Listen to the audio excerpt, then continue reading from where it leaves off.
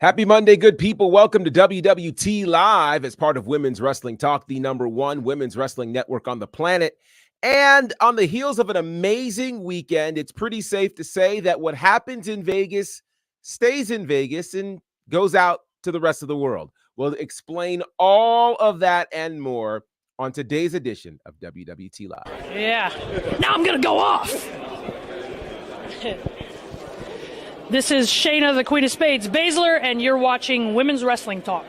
10, 9, 8, 7, 6, 5, 4, 3, 2, 1, 0. Women's Wrestling Talk, the #1 women's wrestling network on the planet.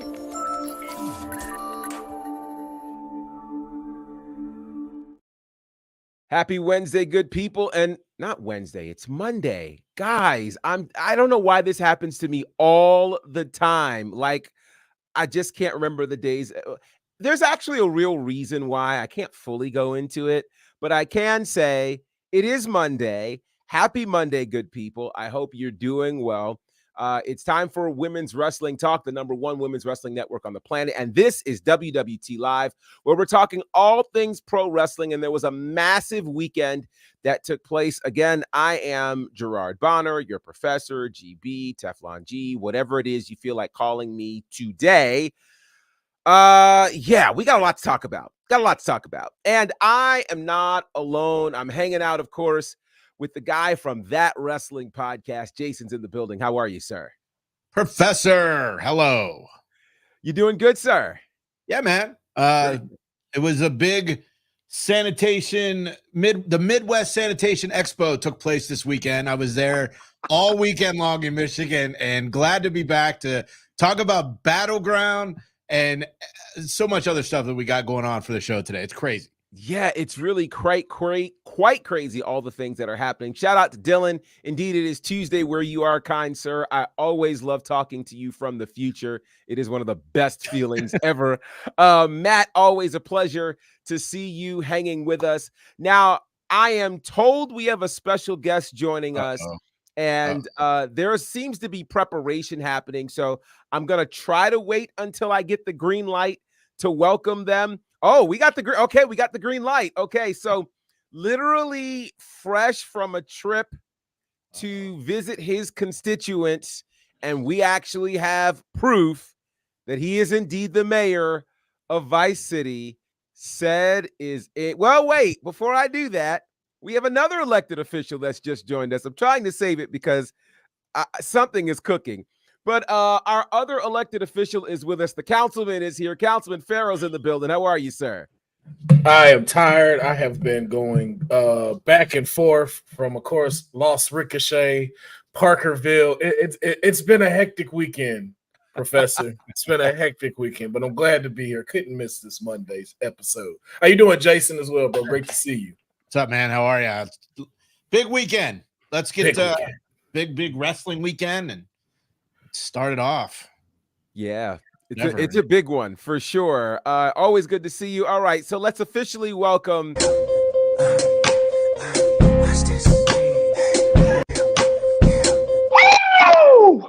mayor here. Woo! Hey, we smoking that Baszler pack. That Baszler pack. We got bottles. This show's gonna go so off the rails. It's going to go so off the rails, and I'm telling you right now, I haven't slept. Oh, Lord. Oh, boy. Well, Vegas. Well, so, yes. So people are already asking, which let me just shout out already. Dylan saying you better have on your turtleneck. Well, he might have some. Oh, jeez. Wow. Oh, wow. Wow. That's the kind of show we have. Straight to the head. Oh, okay. It's like that. It's a celebration. Oh boy. Oh boy. So let's see. Boza says, was the mayor in Vegas? Also the question, cousin Ron, where's the blue shirt? It's there, but I have to show you guys where else the blue shirt is because you're not going to believe it until you see it. Yes, Lola Vice won, but this picture that you see right here on the far right-hand side, that figure is indeed the mayor. Mayor said And these wonderful people, as part of the constituency, are not just people wearing blue shirts. They are the actual blood family of Lola Vice. So the mayor is indeed part of the family officially. I was gonna wait until we got to this part, but I mean, why wait? Right. Battleground was last night. This is top news. The only non-title match of the night. Lola Vice in the first underground match on a PLE wins, knocks Shayna Baszler out. I guess my opening question to you, Seth, is what was the vibe inside the Apex arena? Because it looked phenomenal. You had some fun stories to tell us in the chat, but first, what was the environment like? And then I have to know the story behind this picture. It was amazing. And you know what? I wouldn't be surprised if we have more shows there throughout the year. I don't know if you can pull off like an actual main roster PLE, but that environment for NXT, 100% beautiful. They have to do it for one show a year. Very intimate, no bad seat in the house. And if you were following on socials, there were a lot of complaints because if you remember, the Apex started becoming a thing around 2020. During the pandemic, they used to host a lot of UFC shows there. They still do, but they don't pack it out like that. So now the gears have to be turning to how well they can do. And that's just all profit. That is all profit. And when I tell you, like, the people I was just sitting next to, it was crazy. I'll tell the story about the Oral Mensa thing later, but like, I was sitting right next to CM Punk during the women's title match, sitting right next to Gail Kim and Jonathan Gresham, sitting right next to UFC fighters like Brandon Moreno. Like, it was so intimate and so cool. Like, you can hear, like, I was close enough to where I can hear the commentators actually doing their thing. I love it. I can hear the commentators like still talking, and all the action in that small space was beautiful. I loved every last second of it. That's cool. When they announced that it was in the Apex, and I looked up, you know, how many people that place could seat, it became very clear that they were not going there with the intent of, you know, having 15,000 people, which I think most of us look at as the goal, right? Like to pack as many people in these large arenas as possible. It was clear that was not the goal. It certainly felt like this was the weekend where they were making very clear this whole TKO situation and the partnership involving UFC and WWE. What was kind of the feel for you, said through there? Did you feel like this felt very partnership partnership driven, as opposed to let's pack as many fans out? Was this more of a situation where we're taking advantage of the connection with UFC? Or was it just right place, right time for all of that plus TNA? It did feel very partnership driven. Even if you looked at the video segments they did, it felt like actually utilizing the full capabilities of both brands. And it was so welcoming. When I tell you, like, intimate setting, like, I didn't pay for parking. We just pulled up, park wherever you want to park, and walk into the Apex. You walk straight in through a turnstile. They escort you to your seat. It felt very, very top notch, very upscale, and it was very welcoming for all the fans there. So I can't wait till they do more. I will definitely be a mainstay if they keep doing those events at the Apex. But that they hit on this. They absolutely hit on this. I love it. I love it. I love it. Well, before we continue with our look back at Battleground, we've got to welcome the lady of the house. Yeah, that I like that name. The lady of the house. You can bank on that. Money changes everything. Honey is in the building. How are you? I'm doing great, guys. How's everybody doing? I hope the weekend was good. Finally caught up on everything. So I was sorry, I'm a little tardy to the party. What's up, everybody in the chat? Everybody all smiles today. I feel the vibes. I'm loving it so far. So great. Yeah, you missed a bit of a barn burner, which it might pop up a little bit later. Let's just say that Sed is prepared with a celebratory beverage. Let's just shout outs to the final boss. If you just pulled up from the ice, wait. Compliments to the final boss. Professor, I did not think you meant that literally. Holy no, cow. literally. Wasn't that bottle full when you jumped on, Sed? It really was, though. And now it's not. Wow. Okay. All right. It's like Steve. It's like Steve. I got somebody in the back just every time I want one. Yeah. There you go. Throw it. It's like, That's amazing. Well, needless to say, we're going to take a quick look back at Battleground. It took place last night in a very full weekend, and a lot of news came out of Vegas. One of the big pieces of news kicking off the show, of course, was the inaugural North American title match for the women's side. It was a ladder match. 6 incredible competitors walking away as the winner in a very competitive match. Kaylani Jordan. Honey, let's start with you. What were your thoughts on Kaylani Jordan walking out as the first ever women's North American champion? Just nothing but huge congratulations. She was honestly an unexpected. Well, honestly, we kind of spoke about this last time, but I knew she would have been a highlight in this match, but I just didn't think it was gonna go that way. You know, I will say the match was a little quick, so I wasn't expecting it to happen when it did, like when she took the belt off and took the title down. But all in all, I knew this was gonna be a highlight of the night. This also was very well done for it to be an opener, just to set the tone for the evening. The ladies rocked the house, each and every single one of them. But shout outs to Kaylani Jordan for coming out on top. That was very unexpected. My pick was Lash Legend, and I believe my dark horse was Jada Parker. They were looking real strong in there at one point, but Kaylani ends up taking the cake, and that was actually really, really cool to see. And nobody could take this away from her because she's completely made history for sure. For sure. Jason, your thoughts on this one? You know, the saying is you either want to be first or last on the card, and this was a great opener. From what I've been reading today, it looks like everyone's a little banged up, but nobody is seriously hurt. And I'm surprised because Lash took that bump off the ladder. I thought maybe a broken tailbone or something even worse, but I'm glad that she's okay. And look, whoever is in the women's Money in the Bank ladder match here in about a month, they've got a lot to live up to after what the ladies did last night. So I love it. I can't wait to see more of it. And good luck to the main roster ladies at Money in the Bank. Absolutely. Councilman, let me ask you this one, because I see a couple of people in the chat, many of whom were somewhat surprised that Kaylani Jordan walked away as the North American women's champion. My question to you, or the women's North American champion, they had a hard time twisting those words last night. My question to you is, did they get the right one?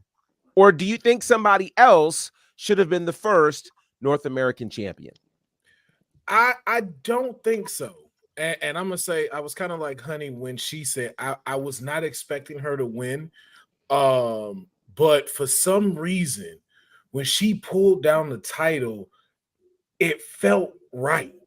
Like I and it's kind of like hard to explain, but for some reason it was like, I'm not mad at this. Like I feel like she does make the perfect sense. Like cute as a button, great in the ring. The personality that she has is working. Like I think it is a great build for her to be the first one to put a stamp on this title.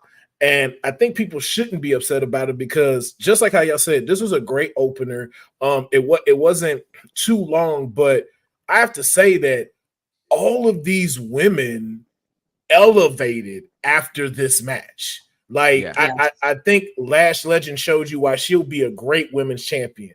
It showed you why Jada Parker could probably be one of the top heels coming in a long time. We see why Soul is so loved by the fans. It just, and even Mi Chen, like we have seen so much of Mi Chen now. You have a match Tuesday. You have a match with the Tribal Queen Friday. Like she's finally getting her shine. And I feel like that's what this ladder match did. So there's no losers in here if I'm just being honest. And I think Kaylani is going to be a great start to what's going to be some history making matches with this NXT Women's North American title.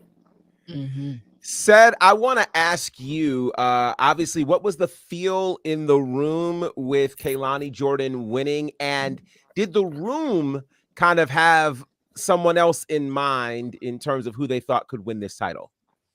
I mean, it was history. I thought it was well received. I feel like I felt like whoever grabbed the title would have been a surprise, because I think you can make a case for each and every last competitor. But like, I think I even said on our predictions last week, I thought Kalani was the dark horse.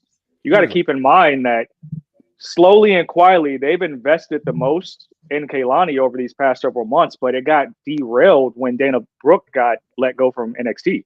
Yeah. That was the mentor angle they were going, and they kind of had to switch gears. But runner up in the breakout tournament, then you had this character arc that she was doing, and it got derailed. But I think it's the right decision, and I felt that way. I had Parker. I think Parker was my pick, but I felt that way with the promo that she cut last Tuesday when she was saying like the title needs Lonnie, and the title, like just using that type of vernacular and rhetoric. I think there's a lot of like room they have to grow with her character while being the inaugural champ. And I think they hit it on the head. I mean, it was a nonstop action. I think every woman shined at one point or another during the match. There was legit spots where I thought that Lash was going to win. There's legit spots where I think Parker could have took it. And I think she probably became an overnight celebrity again. So yeah, it was a beautiful match. Yeah, I'm gonna need that like Lonnie shirt. I'm gonna need a t-shirt. Yeah. I got another sidebar. Like, respectfully, I know why Jada Parker's little hip attack is formidable now. Respectfully. Yeah. I know why. Yeah, I agree now. Yeah. I'm like, I have to retract my statement too. I see why it's a finisher. I was like, okay. Now I know.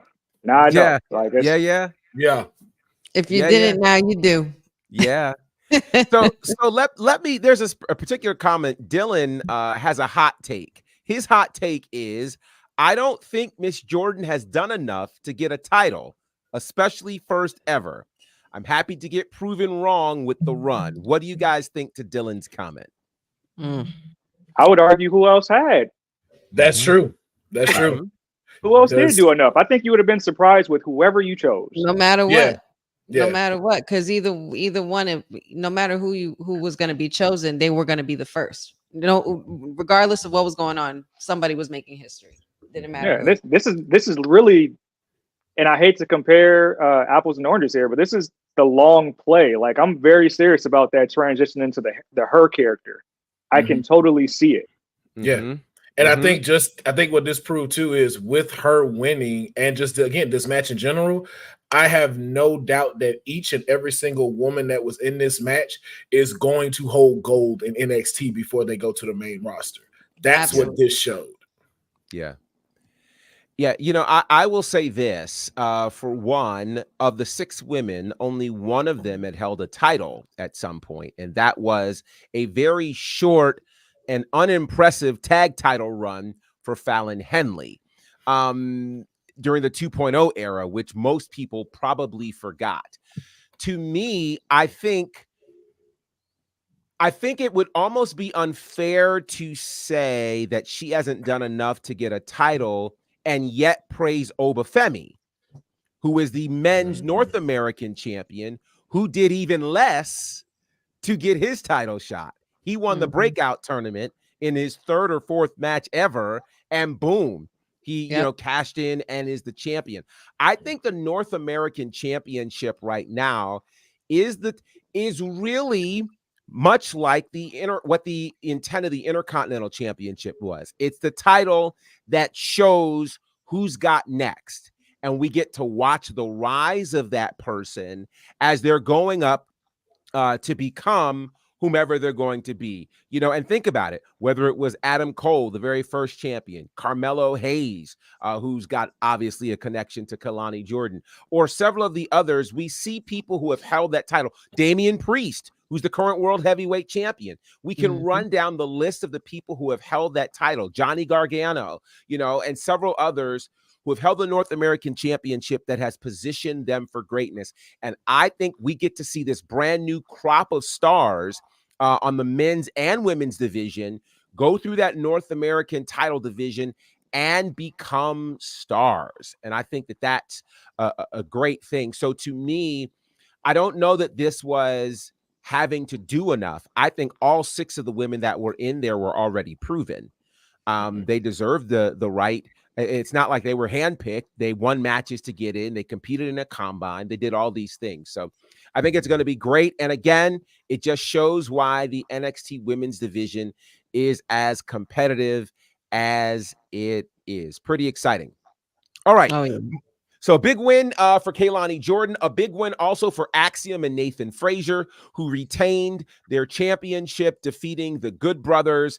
Honey, I am automatically reminded to our conversations weekly on NXT. For those who have not watched, in a nutshell, I believe that this tag team title match was important for Axiom and Nathan Frazier, for us to really start to care about them as tag team champions. Quickly, let me get your thoughts, guys, on this tag team title match and Axiom and Nathan Frazier retaining. They got the job done for me. I'm fully invested in where they're going forward, especially after beating veterans in the Good Brothers the way that they did. It was a very good match. Unexpectedly so. Like I was expecting this to be a little bit of the shorter match, but this match just kept going and going, and there was some crazy spots in there where I even thought like Nathan Frazier pretty much like almost landed on his head.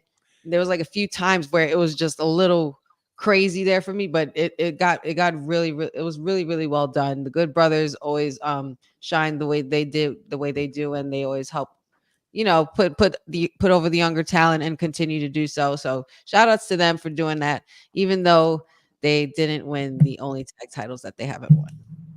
Yeah, I gotta agree. I think that the Good Brothers were there to make these guys look great, and they did. Yes. And how about I can't figure out how much more weight Carl Anderson and Gallows can lose, because they just keep getting smaller and smaller. I mean, it's insane. It's pretty awesome. The body formation, the formate. I don't know. The weight loss and what they're doing in the build is great for those two. And they came down to do what to do. They made Honey care about the tag titles and these champs.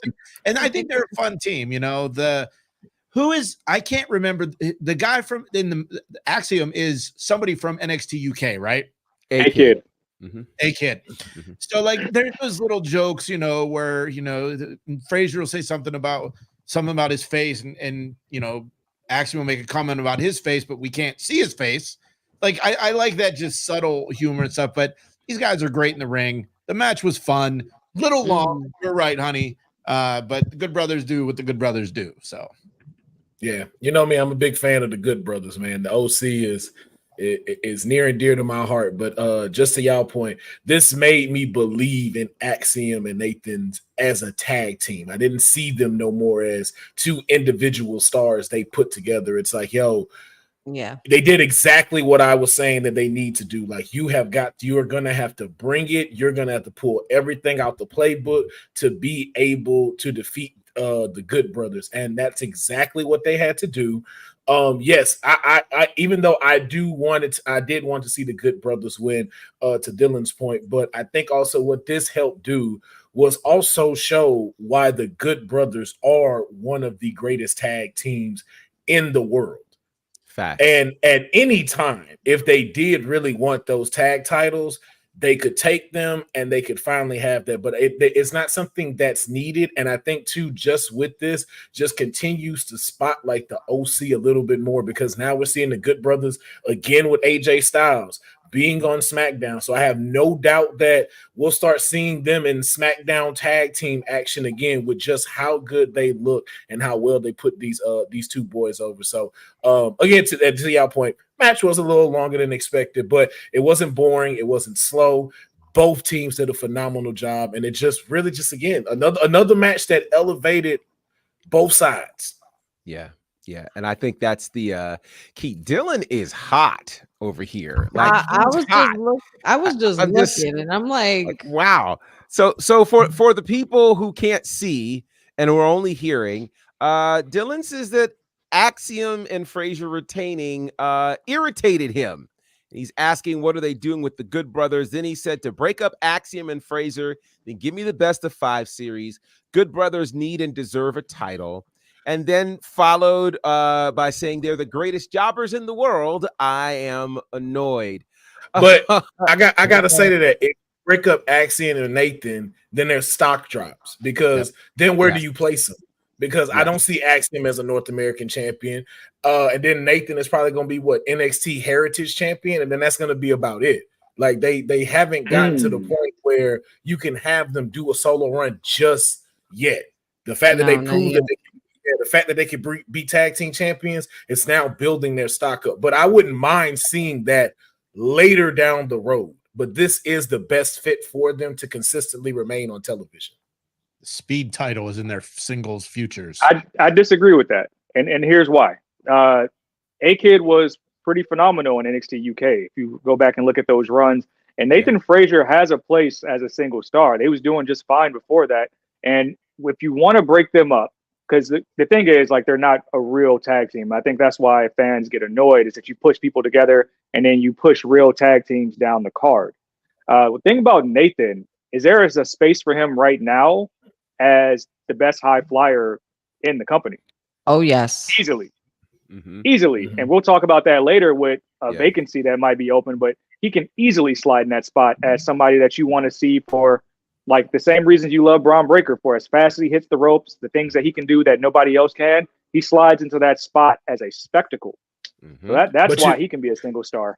But you see what happens with them spectacles and how they drop the ball on those. And that's a big chance. Nobody thought Wesley would be where he was. Look at Wesley as an example. Nobody thought Wesley would be this amazing single star, but he is. Yeah. I will say this, and I think, as we all grow in our knowledge and love for the wrestling business, I think one of the things that we have to understand is, and this is going to play well to something we'll discuss a little bit later. Everybody can't be the world champion. Everybody can't be the tag team champions. We used to talk about the greatest wrestlers who were never world champions. People like Jake the Snake Roberts, who you absolutely love to talk about. There are several others who never had the chance to be the world champion, yet we remember them and we value what they've been able to contribute. And so I think as wrestlers' careers grow and elongate, their roles change, and so I think right now, any main roster star who makes their way to NXT is going there with a purpose. One of two things: to either revitalize their own career or help build the career of those who are there. The good thing for Amichin, for the Good Brothers, is they both have solidified places on the main roster. So it's not like they're exclusive to NXT at this point. And when we did see exclusivity, like we did with Baron Corbin, there was a purpose behind it. He did get a championship out of it, but he ended up better because of it. And I think, while we are fans of certain wrestlers, and again, this is kind of a problem we see on the main roster as well, lots of stars being created, lots of household names happening. Everybody can't be the champion at once. So I think it'll be interesting to see what happens, but congratulations to them. Again, the Underground, the only non-title match on the card. And let me just go ahead and yield the floor, because I don't know that anybody cares, but I have to say, he's already charging up with a beverage. So, Mayor, it's on you.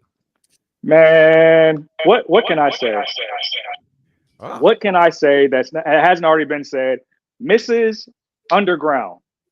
What's crazy is y'all think the mayor is just some gimmick I created for WWT. Nah, I'm really judicial out in these streets, man. I said exactly what was going to happen, did I not? I said it's going to be a knockout that the referee might seemingly stop a little too soon. Now, there's a lot of delicacies that I love about this match. The fact that once Shayna got hit, they called it on the commentary table that she doesn't know where she is. She grabbed the ref's leg.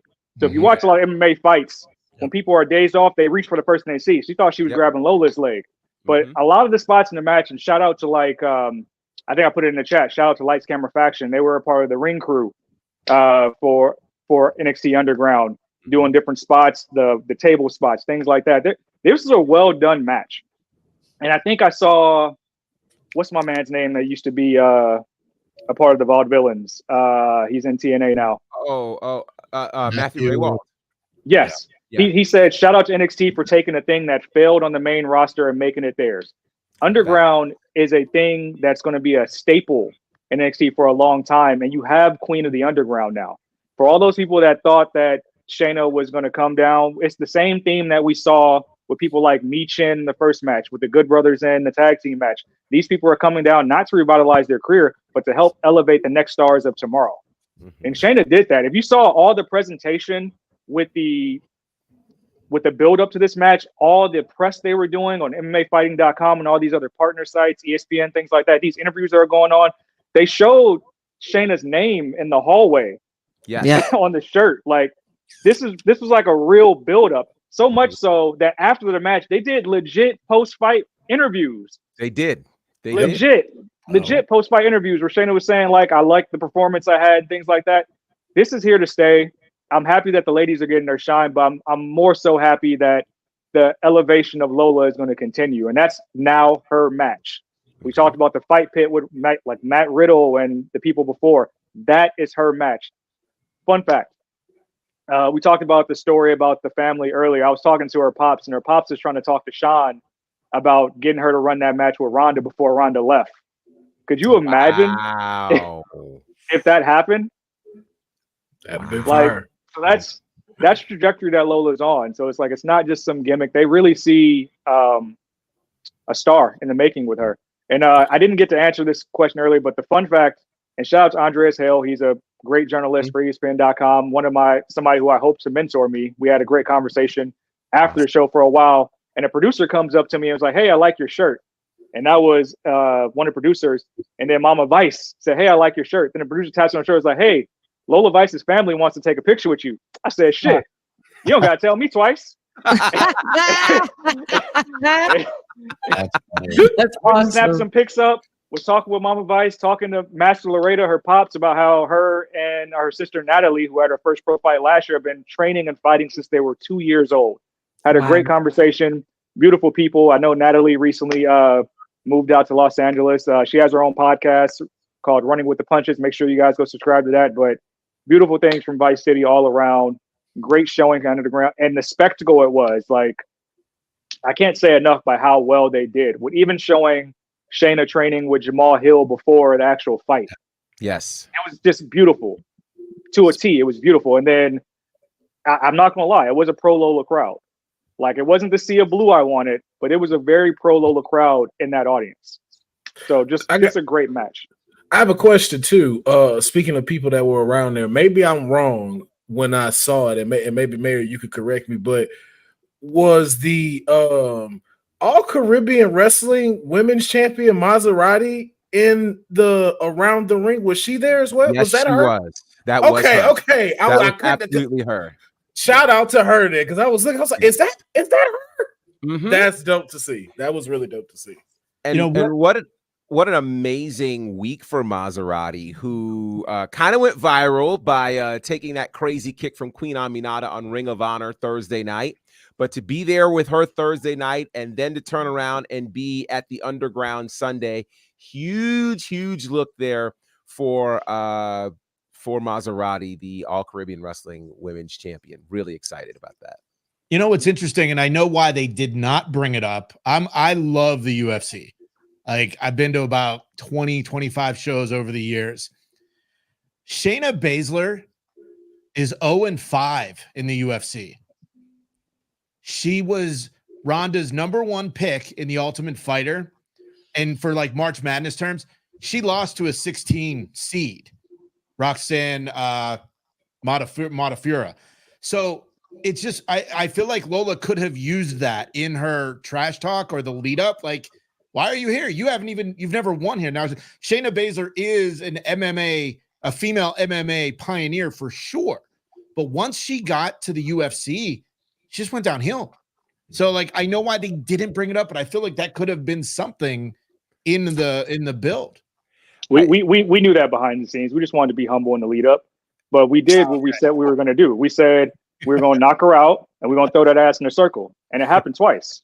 Yeah. The prophecy happened twice. I said the sexy red thing would happen, and that's exactly what happened. Right in front of the camera too. They right in front of our faces too. I was just like, you know what? I was like, I'm not gonna hear the end of this on Monday. I knew it. I knew it. Yep. I will say though that I think if you're trying to build an opponent, that 0-5 fact would have completely tanked her. That would have completely tanked her. So they couldn't use that, and I understand why. Because that would have taken any sort of credibility away from Shayna Baszler. So I get that. But yeah, makes sense. It was certainly a great moment. And again, I think the story behind this picture is amazing. That's so awesome, though. That is so cool. That's incredible. So congratulations. Oh, and I didn't get to tell you guys this, but Lola Vice actually reposted this picture in her stories. Yeah, I saw that. That's amazing. It's a thing. So legit. Congratulations. I'm sure there are a whole bunch of people wondering, who's that guy over there on the end? And so they're gonna know it's the mayor of Vice City. It's the mayor. It's not a gimmick. It's not a gimmick. It's not real life. Who's that political figure over there in that picture? That well-dressed man. So let's talk about this match here. The NXT Women's Championship on the line, a historic match between the NXT Women's Champion Roxanne Perez and the TNA Knockouts World Champion Jordynne Grace. A very, very solid match. We end up seeing Tatum Paxley showing up. We end up seeing Ash by Elegance showing up, which was a brilliant call. Again, I'm telling you, the thing that Vic Joseph does. Vic was on one last night. Vic was on one. I'm telling you, I want the people to really acknowledge just the great things that both Vic and Booker are doing. It's pretty amazing to see. But at the end of the day, it ends up being Roxanne Perez as your NXT Women's Champion. What were your thoughts on this? Let me go to you first. What did it feel like in that room when Roxanne retained the championship? Oh, okay. So you want me to go from the end? Oh man, it felt like the air was just knocked out of the building. If I'm being completely honest, like it felt like such a surprise because the presentation of everything. When I'm saying like right where Tatum dashed the ring, I'm sitting like right there, like literally right there, behind hard cam. So like all the TNA representation got moved up to the front to watch this match. Gail Kim was standing right beside me.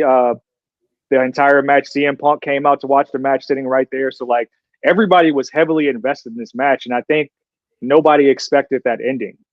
And I would say, like, me personally, I don't think it needed the extra like interference angle and things like that, the swerve there. It was a beautiful match from start to finish. Like it showcased who we know Jordynne Grace to be, her power, her athleticism, but it also showed me probably for the first time that Roxanne just needs the right dance partner and she can go. Like she just needs somebody that opposite of her that she can keep speeds with, and she can put on a phenomenal match because she looked believable the entire time. I just thought what was weird was the finish. I think the finish was such a weird flat thing that when it happened, everybody's like, wait, no, that can't be it. Like that can't be what happened. And it made me really think that did they swap calls on the fly because of the earring tearing Jordynne's lobe? Because she was gushing blood early in the match. Like it was very noticeable. So I don't know if maybe they had to switch the call, but like Punk got up and left like immediately once that 3-hit, looking very upset. The TNA representation kind of got up from their seat and moved back behind the curtain and stuff like that. It looked very awkward. Like maybe that wasn't supposed to be the finish. And for the life of me, I can't understand how you have the chance to make history on that stage and you don't do it. Like right there. So, Councilman, let me ask the question. Did they make the right call here? Should Roxanne have retained this championship? Now, I believe it was in the NXT post show where, was it the NXT post show? It was, or maybe the Ring of Honor post show. It was the Ring of Honor TNA post show that we did Friday morning.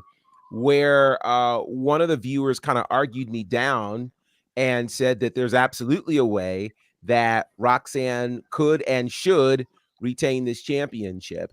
I did not believe that. So, Councilman, I've got to ask you, did they make the right call here in having Roxanne get the win over Jordan Grace? You're damn right they made the right call. That's her kingdom. You don't take away her kingdom or let somebody else come in your house and take your stuff away from you.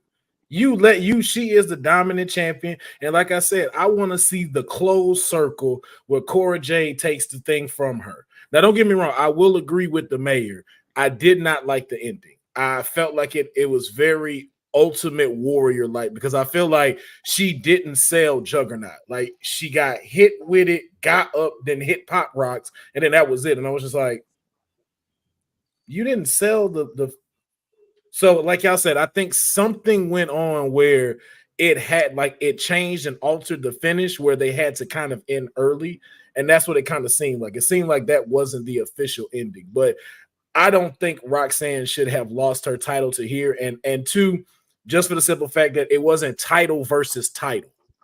Now, had that happened, this would have seemed more like, okay, now it seems like, yes, y'all will let Jordan Grace go to do this stuff. But since it was just hers on the line, I don't feel it's fair. And don't nobody give a fuck about what CM Punk thinks or how mad he is. You stay out my NXT. All right. You go put some Bengay on your knees and your elbows and go sit down somewhere, old timer. Don't nobody care about what you think. Because y'all talking about Shayna Baszler. Let's talk about his UFC career and how wonderful that was. Nobody care about your opinion. Oh, it was terrible. I know. Wow.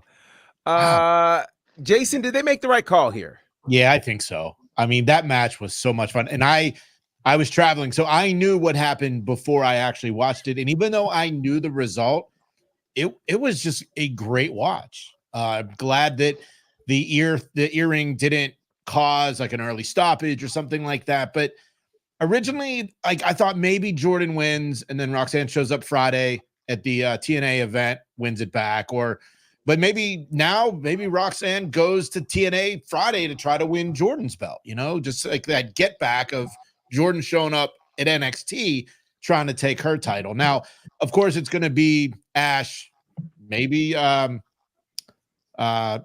Paxley, obviously with all of that went on last night. This stuff needs to happen more often, I think. Mm-hmm.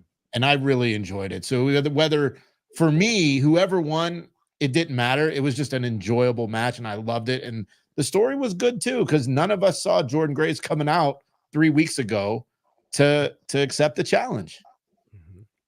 Honey, this is a great bone of contention. What do you think? Should Jordan Grace have left with the NXT championship last night? I mean, under certain circumstances, I think she could have. But, considering all the conversations that we had the last couple of weeks and seeing, trying to predict the fact that she could possibly make history double time with, combining championships from different promotions, which has never been done. But watching that match, though, and as Jason said, it was a great watch. Watching that match, I remember hearing the pin go to 3, and I gasped and I sat up. Just the element of surprise in that. And to see Roxanne Perez, the prodigy, come out on top and protect what she has deemed rightfully hers. I'm a firm believer in this Roxanne Perez, even though I did put my pick on Jordan Grace, but it just seemed more likely that could have been that would have been done for that they would have been able to combine the belts. But I think it was a smart idea for them to put Roxanne Perez over. It actually makes her title run a lot more valid. I think, as well as for the women's division, as far as making her a top competitor, she has Jordan Grace's number. Think about that. The prodigy has the juggernaut's number. And I'm sure we're going to see something with them too again in the future, because I know that's not the way it's going to end.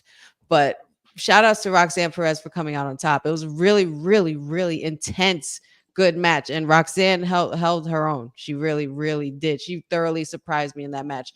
Jordan Grace was just nothing short of special. Like, she's just unbelievable. She's absolutely unbelievable. And they were both great to watch. Shout outs to both women for putting on a great show.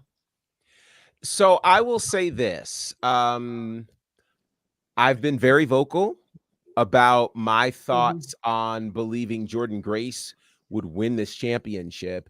What I'm going to say is a lesson that I think I have learned over the last year or so, specifically with this iteration of WWE.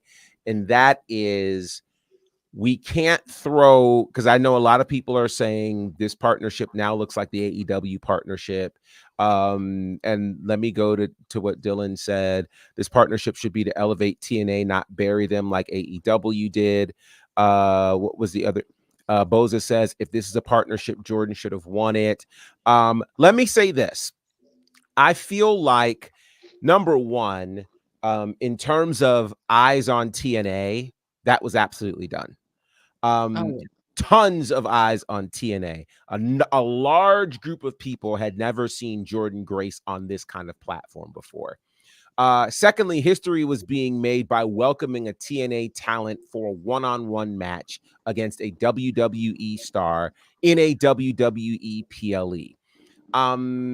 We'll get into some of the people from TNA who were there specifically, which I think speak to the partnership. My thought is, this is moment one of the partnership. So we can't, you don't measure a movie by its intro or its first scene. You don't measure a song by the intro. There's a lot still that has to happen in this partnership before we can say it's a win or it's a loss. Now, if we're a year from now and WWE has not taken an L at all in this, then we can equate this to the AEW partnership. The difference here, though, is with them sharing a parent company in Endeavor, there's going to be interest in raising the stock of both of the brands of both of these wrestling companies. And so there's obviously an understanding of ways to work together. And so we just need to sit and watch this. Again, this Friday, I think will be the next chapter of it. And what may be telling is the fact that it wasn't just an NXT star that got involved in this match. It's a current TNA star that also got involved, that being Ash by Elegance. And the way they respected her by not referring to her total WWE name, but referring to her current TNA name also says a lot. So I say, before we fully pass judgment on this and call it a bust based on one match, let's kind of see this thing out, see the full totality of it, and see where it ultimately goes. It already has gone further than any other partnership we've seen in modern history with WWE. So I'm intrigued. I'm going to give this a little bit of time before I make a judgment call on it. Yeah, Pop Rock's got to go. They got to go. Pop Rock's the new Bailey to Belly. Oh. No. I can't. We're not going to do that. No, I can't agree with that. No, I can't agree with that. See, no, I got. Belly was trash. I got. No, it wasn't. I got it, because one, I got to address the people here. Y'all are like them kids when your mama cooking and you want the food now, and it's like, yo, let it finish. Let it finish. Yeah, the little sample I gave you tastes good. Let it finish. And appreciate what was just seen, like the professor said. We never thought this would happen.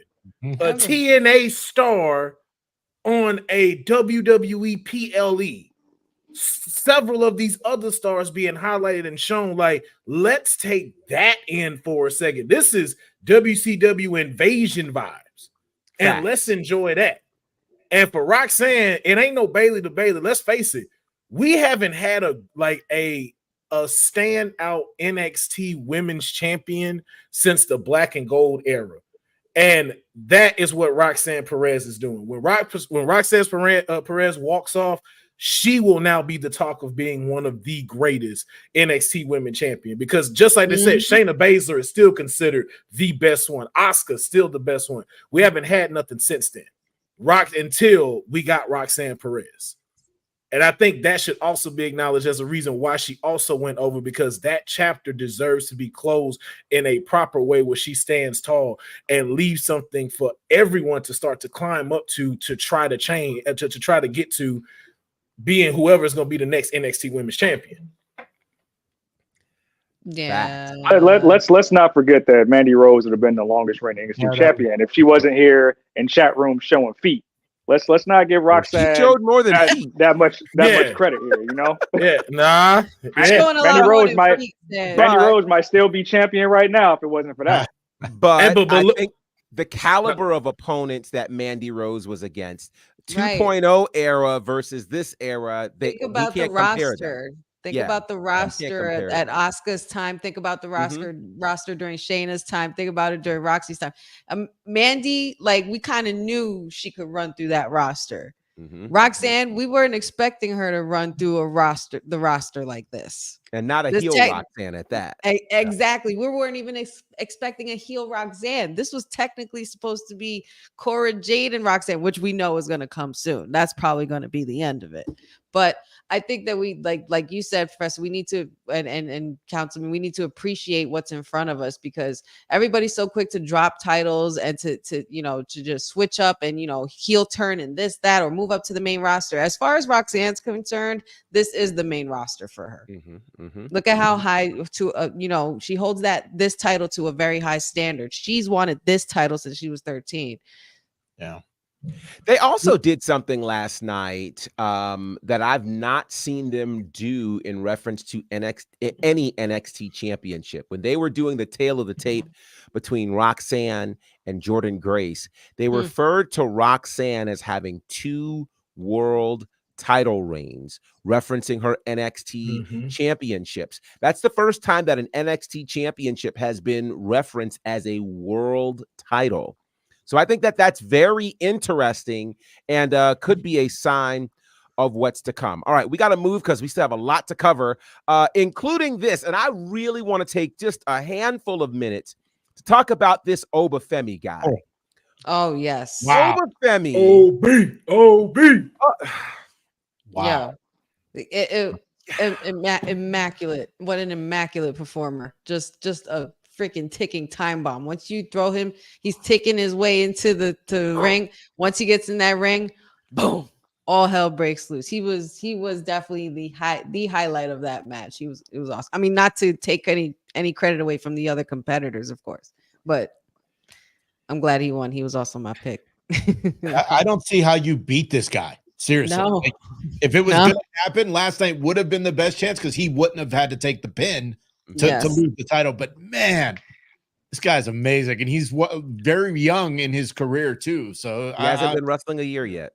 Oh my God. I don't even the power bombs. The power bombs. The throw of Wesley off the top rope on the mark. Joe. And let me just say, this is another match where even though he won, no one lost. And he convinced me now. Gallus got it. I actually remember the last episode. I was like, not feeling it. I wasn't feeling. You got a spark. You got a spark. And after this, I'm like, okay, now we cooking with something. Now y'all got me interested. And even Mayor called it. We might now be getting that Rascals reunion and having Gallus versus the Rascals now. So it's just this PLE just like this is what NXT is about. This gave me black and gold feels from the past, but now showing you like, no, we are the future. Yes, and the future is right now. You can literally see the slow cook. You can literally see the pot starting to boil. Yeah. And that's the beautiful thing. Said, let me quickly ask you, and this is just a put you on the spot kind of question. After last night, do you think when the story is closed that we will say that Obafemi is the greatest North American champion of all time? Ooh. No. And here's why. I think that he's such a hot commodity.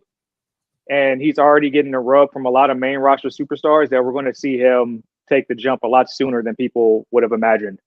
he's being praised by so many people that I think that there will be plans for him where he won't exceed the previous heights that the North American title went to. And I think the cool thing about Oba in this match, or for me, was seeing like the actual UFC fighters and like how their eyes would pop at different points during the match. How like when he was throwing people around, or when Wesley was doing all these aerial attacks, how they would be their eyes would get really big just seeing the athleticism. But Oba, just his inclusion in that match, it kind of felt like he was the third act a lot of the match, but then he would just appear and make his presence felt, just taking out Gallus by himself and then just finishing the match. It was great, but I can't shake this feeling that it won't be him elevating another NXT superstar when he finally loses the belt, but it'll be somebody coming down to just to get the belt off of him. And I can't think of who it is yet. I can see him and Braun going at it. I see Braun Strowman coming down to go take on Oba. I could definitely see that happening. And then another thing. Yeah. No, go ahead. I was just agreeing with you, Councilman. Go ahead. Go ahead. And then one other, I know it's kind of a stretch, but I also could see them doing this with him just to show him how dominant. He may be the one to take it off Trick Williams and be double champ before going to the main roster. Much like, but I do see but I do see a high, like to the mayor's point, I do see him on a fast track to hitting the main roster very sooner than later. If your name isn't Braun Strowman or Omos or even Keith Lee, I don't think you're finding somebody to beat this man. Yeah, and I would also maintain that Oba is definitely in NXT at the very. See, I see him going main roster maybe next year because the CW. Oh, yeah. He's an attraction. People are going to tune in to watch this man throw people around. Yeah. They're gonna tune in for that. And so, you know, it's gonna get really good. By the way, I meant to say this at the top of the show, but I didn't. We have a very big announcement coming before the end of the show. Just thought I would throw that out there. So stick around. Main event: Trick Williams, Ethan Page, NXT Championship. This is how it ends, folks. Trick Williams in the ring as the champion. What'd you guys think of this one? Yeah, let's start with you, Jason. What'd you think of Trick Williams getting the win over Ethan Page? I thought it would have been weird if Page come in, won the title on his first night. So I think it was the right decision. And look, you know, Trick is he's the flag bearer right now for NXT. He's the man. And if he would have lost, I think that would have been a bad call. Let him run with this for a little while. And, you know, I had put in our private chat and I thought, you know, it's good that they're keeping Trick and Oba on two different sides of the NXT world so that eventually when they do collide, it'll be epic to see those two. But last night made the right call. Have Trick keep that title. I don't even another 6 months. Then we figure out from there, but good call having him retain. Councilman. Glad Trick retained. It would have looked kind of real bad on him and NXT in the whole if Ethan Page was have just came in and just taking it from him. But I'm gonna be honest. This match was a little mid and not worthy of the final match after what everybody else delivered. Not putting the blame on one particular person or anything like that, but Trick Williams is going to need a barn burner match for when he defends his title. We need to see one of those. Right now, it's kind of been you're a good fan favorite. You're great on the mic. We like the drama with Lash, but match-wise, I need you.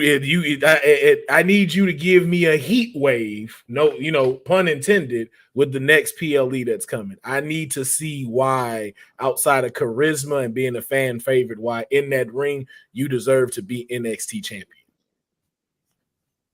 The women should have been the main event last night. Yeah. So let me ask this question to you, honey, because going into this, there were legitimately 3 or 4 matches of a 6-match card that could have ended the night.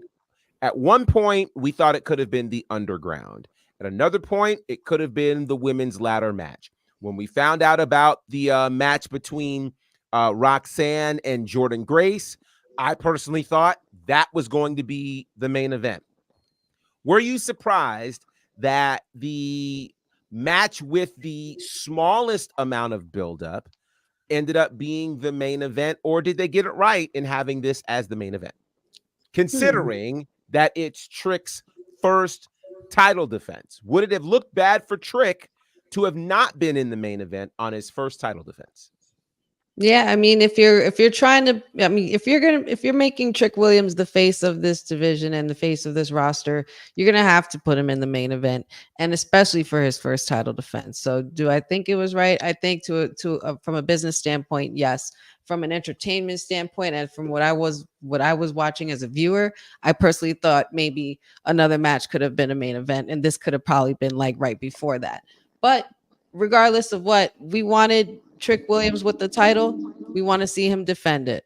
Ethan Page did what he needed to do in that match. I feel like this is definitely not the end for these two.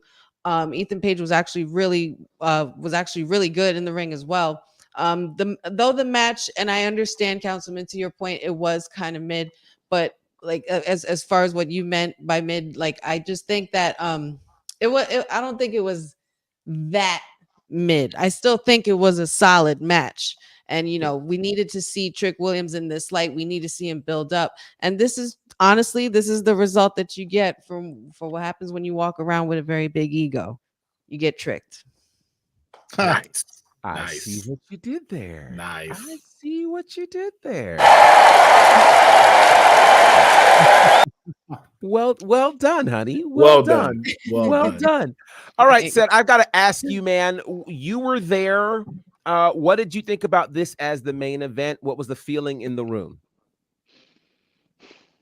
I'm going to try to be fair here, because outside of the Underground match, which I've been vocal about being the main event, the loudest thing of the night was the whoop that Trick chance in the entrance. So I would say outside of that, this didn't really have that big fight feel outside the entrance. And based on what I saw, it felt like Ethan Page carried Trick through that match. And I'm trying to be fair here, because you do want your world champion to close out the show, but this was an opportunity to make history on both fronts, with having the Underground main event or having the TNA crossover main event as well. And they chose not to do that. And this match didn't really deliver, especially from the ending standpoint, where Ethan is pretty much having the upper hand most of the time. He has a little argument with the ref, and trick shot, match over. So like, we're getting into territory right now where the aura outweighs the product. And I don't know how much we can continue to do that when moving to a new network. And this would have been a big opportunity to make Trick an even bigger star by dropping, because your stars are made in the chase, not so much the title defense.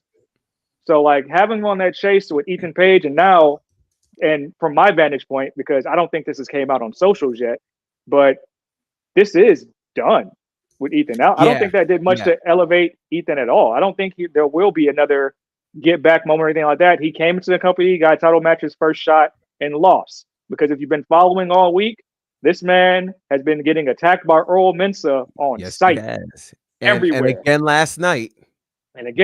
How do I know that? Because Earl Mensah ran into me on the way to the ring when I was trying to take a picture. And I didn't know that was going to happen, because nobody blocked it off. I got hit with a chair. All that happened. I don't know if it got caught on socials yet, but he darted to the ring, ran right into me before hitting the barricade. So they're going to do that thing with Metaphor, maybe a match with Mensah, then a match with Noam Dar. Maybe you take Noam Dar and have him face Trick. But we're starting to get into dangerous territory where, like when Shinsuke first hit SmackDown, where Dolph Ziggler's thing against Shinsuke was like, hey, you're just an entrance. Now, we know that's not the case, because Shinsuke could go. And for Trick, we're in this space where it's kind of like how Jade was with the TBS title, where she's getting all her live reps on the fly in front of us.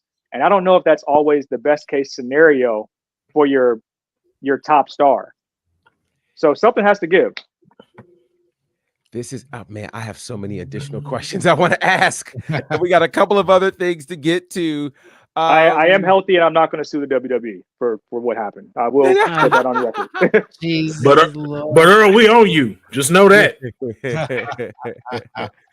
But a certainly a big win for Trick Williams. And again, a lot of stories are being told. And one of the stories that's being told is what is the future connection between NXT and TNA.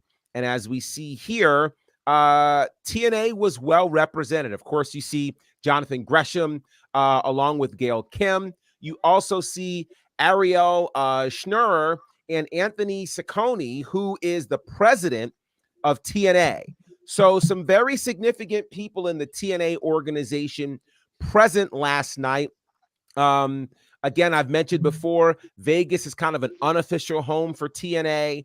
And it certainly feels like all of these people, I imagine, clearly were invited guests and weren't just there for one match, but clearly are there for a future that's being built involving the WWE. So congratulations to them. Really excited about that. Now, the other big piece of news that broke before this and continues to get legs is the news, and it's so funny. This is so funny because I sat right here in this chair on this show and told you guys, most of the time, don't even pay attention to when you're hearing people pontificate about, so-and-so's contract is coming up and they aren't going to resign. I also, as a caveat, said, unless you hear it from them themselves. And with that said, all signs point to Ricochet. It's being said, he has said that he is not going to re-sign with the WWE. Lots of talk about that over the weekend. It's even being said that tonight will be his final appearance with the WWE on Monday Night Raw. I hate giving spoilers away. So let's just say, in light of this news, make sure you watch Speed this week on X and see what happens with the Speed Championship. But I want to get your thoughts. The conversation around Ricochet began last week when Will Ospreay started talking about Ricochet's contract being up and how he felt Ricochet, could do better in AEW, and possibly they run it back from New Japan. But I want to get your thoughts on Ricochet. Sounds like he's leaving the WWE. Do you think this is let's start with this. Do you think this is a wise move for Ricochet to leave this version of the WWE? Let's start with you on this one, honey. I don't think so. I personally don't think so. But I mean, I was speechless when I saw this news. I'm still kind of speechless over it because I feel like Ricochet was always overlooked in certain cases, except for when he was in the golden years of Black and Gold NXT. I just don't even know what to make of it. But I cannot say if I feel it's best for Ricochet. Only Ricochet could say if it's best for him or not. And for if this is what he feels and this is what he wants to go with, this is his decision, then we all, as loving fans, we have to respect that, number one, and two, just accept it, because at the end of the day, they're people too. And he has certain standards, and I'm sure he has standards of how he views himself as a superstar and what he can bring to the table and even to the main roster or in the main title picture. You know what I'm saying? It's just that he never really, I feel like he never really got there in WWE, whether it was the Vince regime or it seems even now that it's, with all the hot talent coming up and moving around and everything since the draft, and now the crossover and partnerships and everything going on, there's so much there's only so much space that one can have. And I guess Ricochet has reached a point maybe where he's felt a little staggered, and usually when that happens in work, it doesn't feel fun anymore. So this is probably the best decision for him to see where else he can go with it. But I can't say if it's the best decision or the worst decision, but I would say it probably is. If this is what he's going with, then that's just what we got to accept and respect. Councilman, if you were to rate the WWE chapter of Ricochet's career on a scale of 1 to 10, what do you give it? I give it a B. With something to your point, like you said, when it came to, we know some wrestlers who have never been world champion, like a Jake the Snake, but still revered by everybody. Ricochet has held numerous titles and stuff, and so he is in the history books when it comes to WWE. So I will say that he's had a pretty decent run there, but I do believe that I'll kind of say it like this, kind of how Honey kind of pinned on. It's a potentially good thing of him leaving, because the way that I see it is that not that they don't recognize his talent or appreciate his talent. Like you said, there are so many people that are there that are becoming superstars that it can be lost in the shuffle. But what I see for Ricochet, especially how he's been developing his new character, shout out to the black woman, because his beard is now lined up, got some oil, he's dressing better, his baldness is looking great. He has the potential to do like hey, I'm just saying, he got gold chains on now. He's saying ain't we all. I'm like, hey, we know where that's coming from. Wow. But, he has the potential, though, to do a Drew McIntyre, to even do a Swerve Strickland.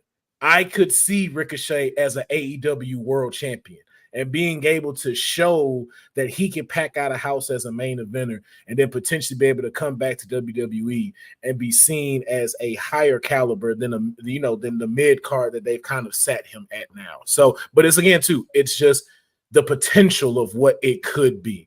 But I see him like go somewhere else for a little bit. Show what you can do. Let people see you. Let them miss you. That's what it is. People don't recognize your greatness until they don't have it anymore. So let WWE feel that, and I think they'll still welcome him back with open arms when he's ready to come back. Same question to you, Jason.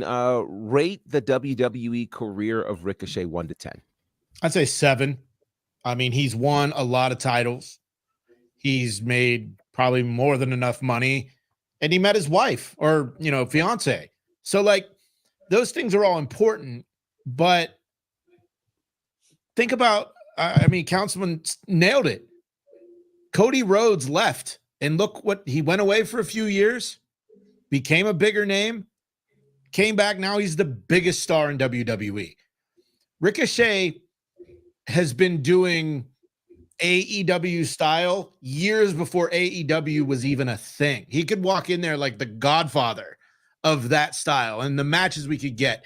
And Tony Khan is just going to, back up the Brinks truck right to his front door. And everyone's talking about, oh, Samantha Irvin's going to leave too. Maybe not. But if he leaves, goes away for 3 years, he can come back a bigger star. Let me ask you this, Said. Where do you, if indeed he does go, where does he go? And did the WWE chapter of his career help or hurt him? If he does go, I think he should kind of write his own ticket and be a per appearance type superstar. I don't think he should sign a long-term contract anywhere. I know that'll probably be what the goal is of AEW, is to lock him down. I think he should probably try to be the face of a New Japan or something like that. Be something that hasn't been done yet, to where you can kind of go and navigate how you want to go. I would say the WWE part of his career absolutely helped him. For me personally, I think they didn't allow him. And this is a problem with the Vince era as a whole, is like, he wasn't in NXT long enough. Like, they moved him way too fast. Like, maybe he had a title reign, North American, but then it's like, the only thing I really remember him for in NXT is the biggest moment was the flip he did in front of the Velveteen Dream during a promo segment. He had This was way his more biggest time to create moment. way more moments in black and gold to be a staple to where the main roster audience would have already gravitated to the things he can do. I remember, I think it was a match he had at the Royal Rumble with Brock Lesnar. He looked phenomenal in that match. Looked like he belonged. But it's like he can never last in those moments, not because he can't work, not because he can't promo. And I think a victim of whatever producers, writers did, it's like they weren't letting him be his authentic self on the microphone, which sucks because he's it's not that he can't talk, is that he kind of sounds like Patrick Mahomes. He has one of those voices that you can't escape. Unfortunately, that's just his voice. You got to put him in better situations with what he says to like make it believable and more threatening. So like I think he does go. And we might be in one of those scenarios where we have an even trade because we don't know what's happening with Mr. Starks as well. It might be one of them like under the table, we're going to let you slide this, you slide me that. We hush, hush. But do not sign anyone. I saw Christian had a 3-year deal. I don't even know how old Christian is, but like, don't sign one of them 360 deals, Ricochet. It's not worth it. Your wife's going to get a bag. Just let her get your money, make it a per appearance basis, like be your own boss, but book it tonight. We got a plot for Ricochet right next to Shayna Baszler in the upper room. Hey now. Let's not do that. Why you gotta go there? Why you Let's gotta not do go there? Man, the other side of the world. Councilman, he trying to hurt our feelings. Bro, I'm about to see that man the other side of the world. He's going to the upper room. Yeah. I'm telling you. and I let him breathe on that underground match. I didn't give my opinion. I was like, you know what? I'm gonna let him have his victory. He got to sit below my- Don't do that. Don't do that. Because you're gonna make me say what I want to say about it. And We already talked about NXT. We're not Where finna have this conversation. Jesus was the upper room. with Jesus.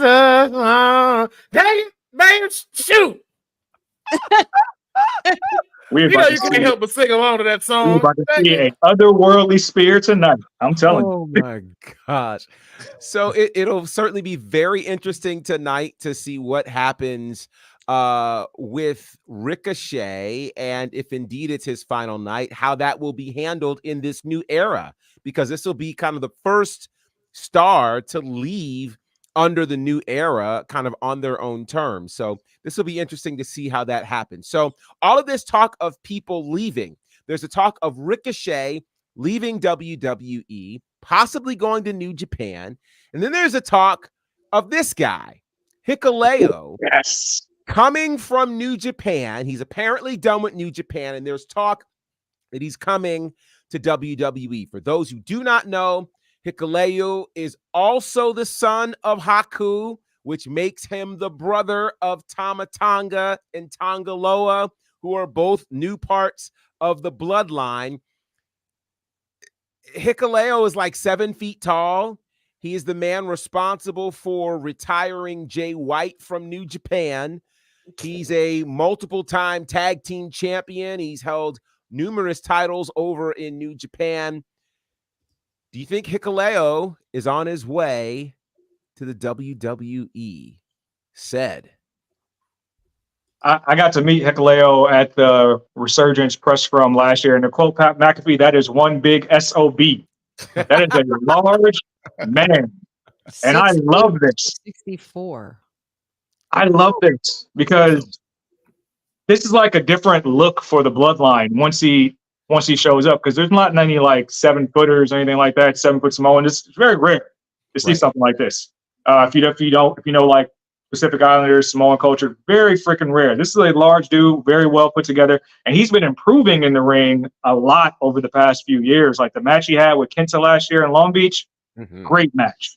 Check out his work if you haven't. But I think when you have this like death row version of Bloodline that Solo's doing right now, introducing him instead of Jacob Fatu looks a lot better for the optics of the faction, because you have these guys that are relatives of Haku, brothers, and it's just like, I can't wait till they do it and how it looks. It's really whatever inning we're in and how far away we get from Roman Reigns' last appearance, it's going to make that feel so much more monumental to come back to this new look of everything and the story they're trying to tell. I love it. I hope they get my man's in the PC, get us some extra work, but he's going to probably be, in my opinion, the better wrestler of the other out of the three that we've seen so far. Okay. Honey, is Hikuleo coming to the bloodline? Sorry for a minute. I was just in prayer because I was praying for the future of my tribal chief. I don't know what the hell this is going to bring, but this man is just going to cause pure, utter chaos. If we thought Solo was bad, if we thought Tama Tonga was bad, if we thought even adding Tonga Low was bad, even Jacob Fatu. I don't know. I guess you know what? Just bring them on. The more the merrier, right? The more the merrier. As far as we know, we could be in the 9th inning and not know it. And they could just be creating extra innings overtime for us at this point, because it's hard to even keep up anyways. But all I know is that my tribal chief has a lot to deal with and a lot on his hands when he returns. Literally a lot. Between his younger cousins, and not to mention he's also I believe a cousin of Tongaloa, or adopted something cousin. They're all cousins. There's so many of them, and there's just I don't know. So much bloodline, not enough time. I guess we'll see what the future holds. But I would be very interested to see him appear with the bloodline and see exactly how deep this civil war is going to get, if that's what we're getting, because it just seems like they're just lining up at this point for us. The whole tree. They're gonna give us the whole damn tree that they showed us in the beginning of this year. I don't know, man. It's gonna be great though. I look forward to it. If that's what the direction is, bring it, man. Bring it, because it just makes it more oosy juicy. Yeah, it's about to be really, really crazy with this scenario. We're going to kind of speed through some of this. We also found out that added now to Clash at the Castle will be an I Quit match for the WWE Championship. Cody Rhodes, AJ Styles running it back for Clash at the Castle. What did you think of this addition to all of the other matches that are happening this coming Saturday at Clash at the Castle? Where do I want to go? Jason. Angry Cody Rhodes is a Cody Rhodes that I like. I mean, I love AJ. I really don't see AJ winning here, but still, they had such a great match before, and now with the added stipulation of I quit, it's cool. Councilman. Same. Again, I think Jason just hit the nail on the hammer. This is going to be one of those great matches. I think we're going to see another Backlash all over again. And this puts AJ Styles right back where he needed to be. We wasn't sure what he was doing when he came back, but now this shows like, hey, this is going to be one of those. This is an AJ Styles I like to see. And just to throw in real quick from that previous story, Jacob Fatu joins Roman Reigns' side along with the Usos. I thought about that. And that would really cook. That would really, really cook. Yeah. That would cook for sure. Also, I think it's interesting that we are 2 years now officially removed from Cody's torn pec. Wow. Where he wrestled with that torn pec inside of Hell in a Cell. Now, to that end, I say I would not want to be AJ, because if a torn pec would not make this man quit, I don't know that there's anything that AJ will do that will make him quit at this stage of the game. But we'll find out. The man is crazy. But Cody, what a match this is going to be. Coming up this Saturday, we'll talk some more about that down the road. The Owen Hart Foundation, we found out that there are several additions, people who will be a part of this tournament. We did hear that Bryan Danielson is in. We found out over the weekend that joining him, well, really, we found out on the women's side, Willow Nightingale, Chris Statlander, they will be a part. Also, we found out that her name is escaping me, but it's coming back to me. Mariah May, there it is, that she will be a part as well. And then we know that some other things are going on as well. Remember, the winner of the men's and women's version of this tournament will get a title shot at All In. So that will be very, very interesting. We also found out what's happening with the IWGP World Heavyweight Championship after a successful title defense yesterday at New Japan's Dominion event. Tetsuya Naito, the former IWGP World Heavyweight Champion, has requested a match and will get his rematch against Jon Moxley. Of course, Moxley won the title at Windy City Riot back about a month or so ago. Month and a half ago. And now we get the rematch at Forbidden Door. Crazy question. I don't even know why I even attempt to ask this question. But is it a better move that the AEW World title and the IWGP World title are defended against people from their respective brands? Or should their title defenses be against people from opposite brands? Opposite. That's what I feel like they had to make it up with this match versus the AEW World title. Okay. I've lost all faith in this match. I don't. After what Moxley did at Double or Nothing, I don't care. That's just wow. I'm not excited for this at all. It's just y'all have not done them right by any means necessary, and I don't see Swerve losing his title right now, and I really don't see Moxley handing it over either. So it's just I'm kind of like the Roman's Reign gift. We'll talk about Swerve possibly losing his title if that Ricochet signing happens. Ooh, now that one I don't mind. Don't mind him dropping it to him. Because you talk about Ricochet and Ospreay and Wembley, I'm pretty sure they're thinking about that. Swerve tweeted, "If you come here, I'm going to kill you," which is he did. They had that Lucha Underground history, so so cool. Very, very, very interesting. My goodness. All right. So, man, oh man, oh man. All right. I'm going to speed through these because we've got to go.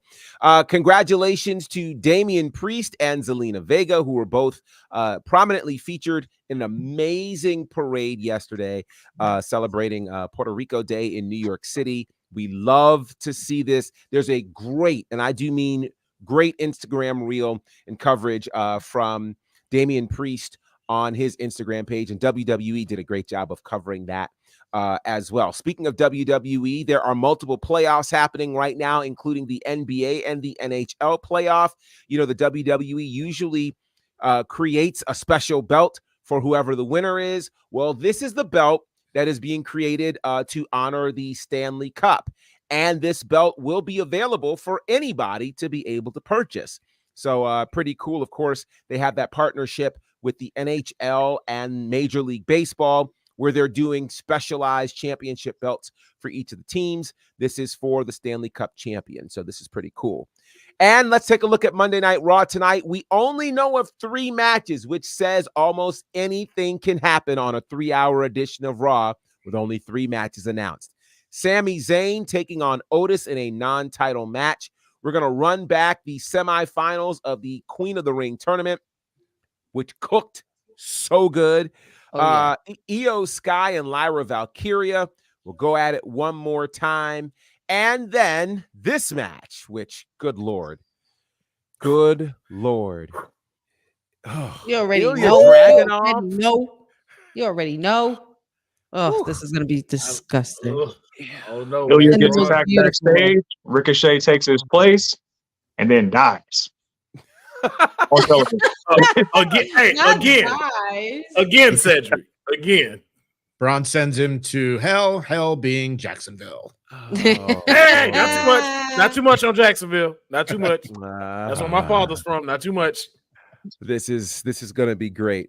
All right. Well, we're going to get ready to get out of here. I want to make sure everybody knows how to find us. Do not leave because we still have an announcement to make. So I'll tell you about that announcement in just a second. But Councilman, man, how can we find you on these good socials? You can find me at Shayna Deserves Better on all social platforms, where we will be selling Justice for Shayna shirts. Make sure you support. I want to see a sea of spades. Sea of spades. Let's go. Next time she's on TV. Justice for Shayna. You're ready, Councilman. You're ready. Yes. This is great. Jason, how can the people find you? Every Friday, me and my guys, we at That Wrestling Podcast, YouTube, where you get your audio, and then on Saturday, I'll be on the call for RWA Unleashed. You can watch the first 2 matches for free, indiewrestling.us on YouTube, and then you have to switch over to the paid level at indiewrestling.network. We were supposed to have Ethan Page, but we know how that went. So, but it's gonna be a great night. 6 guys in the world title hunt. Last month there was a lot of stuff happening around the RWA Heavyweight Championship. So you can check it out this Saturday, and then That Wrestling Podcast on Friday, wherever you get your audio and video on YouTube. Awesome sauce. Seth, how can the people find you? I don't got nothing to promote. You don't got to find me nowhere. Hold up. You know, like, I'm on Cloud 10. You know, Queen and Underground, the Good Mayor Vice City. Make sure you just go out and rock the vote. Keep me as your elected official here in 2024 and yonder. Don't forget to vote. Yeah. I love it. I love it. I love it. I love it. Honey, how can the people find you? Thank you. Oh, yeah. Thank you to the final boss. Oh, my gosh. I could tell you where you will not find me, and that is Vice City or Parkerville. But you can find me either sitting at the head of the table keeping the seat warm for our tribal chief, or you can find me here Monday, Wednesdays, and Fridays with the WWT live crew.